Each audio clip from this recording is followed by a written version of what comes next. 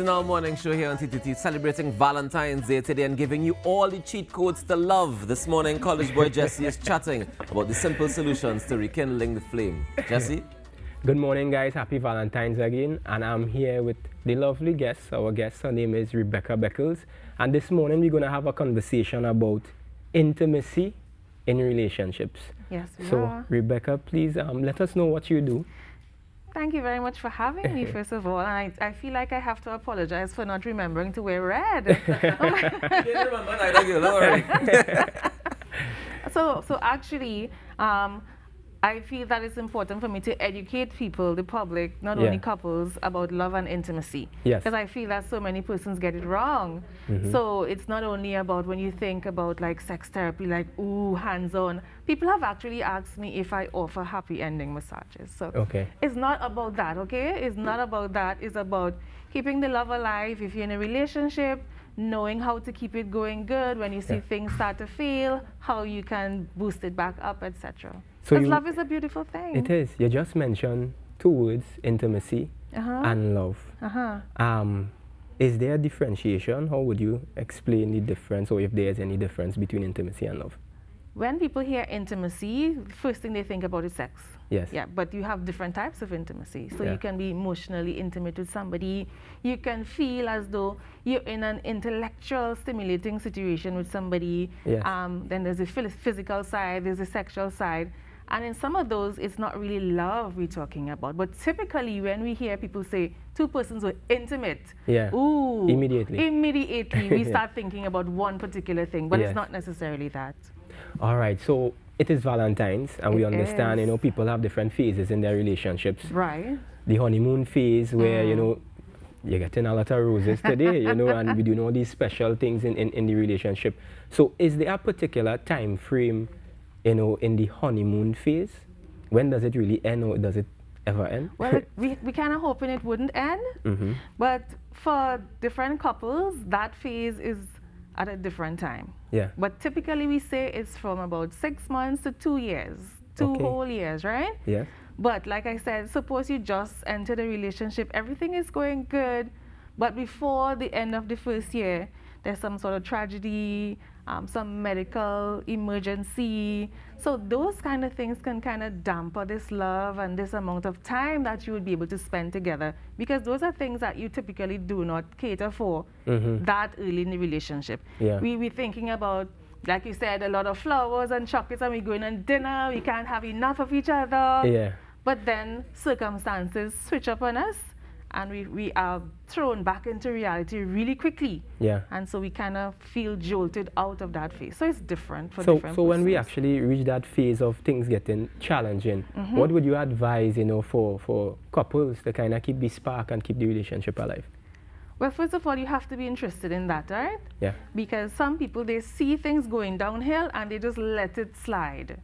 Yeah. They just let it slide. So two persons have to really want things to pick back up. Simple things you can try. Physical touch. Yeah. So we're not talking about groping each other, being all over each other. You're sitting watching TV, you can lean up on each other. Yeah. You're reading a book, somebody has a leg up on you. Do things together, like if I know that you're going to the grocery, then we meet up and we go to the grocery, because everybody is busy. Yeah. But while you're walking through the aisle, somebody's pushing the trolley, somebody's taking things down, and we're talking.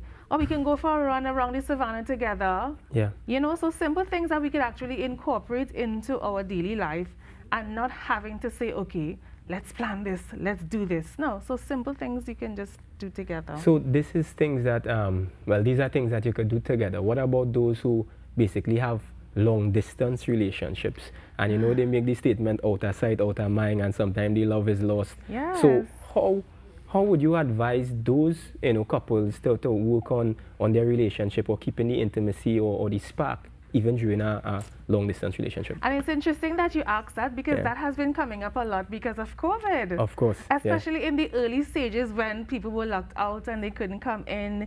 People were asking, oh my goodness, how am I going to keep this alive? Well, because it's an early morning show and the children are watching, we'll keep it PG. But there's some simple things you can do.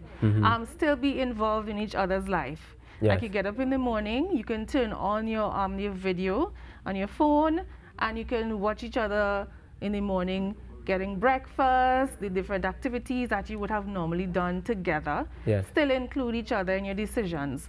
So I'm going down the road, you can still take the camera and show and you say, babe, I'm going to buy curtains. What do you think about this particular color? So you involving this person in your life, because we're thinking intimacy, remember, it's more than just this physical thing that we're talking about. It's feeling involved, feeling a part of this person's life, feeling that you are loved and feeling safe. So even though the person is not there, find ways to incorporate them in your life. Think about the things that you would normally do and find creative ways to still do them together. We understand that love-making relationship, it comes with balance. It comes with the whole attraction of the physical attraction, and also comes with the mental attraction. Correct. Would you say there's one that weighs more than the other in terms of ensuring that a relationship is, have longevity? Well, each relationship goes through different phases, and a lot of persons will say, no, he did not snatch me off my feet by the way he looked. But we human beings, and the first thing we do, we see. Yes. So that is the initial attraction. And then if you do not stimulate me mentally, well, then I probably would not be attracted to you anymore. But that is the initial attraction. And then, of course, we get into more deeper stuff that would keep the relationship grounded. Yeah.